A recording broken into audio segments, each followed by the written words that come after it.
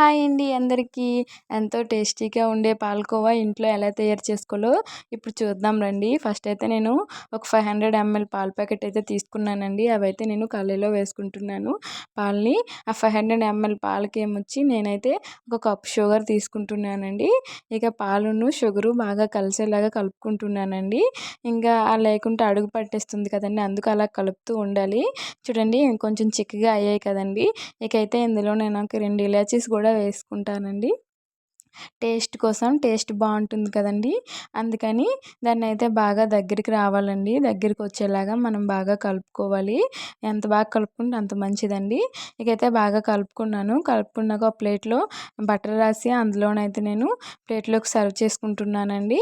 దాన్ని సర్వ్ చేసుకున్నాక 5 మినిట్స్ తర్వాత దాన్నైతే మనం నీట్గా ఉండల్లా చుట్టేసుకుంటే పాలకోవా ఎంతో టేస్టీ పాలకోవా రెడీ అయిపోయిందండి. అంతే అండి.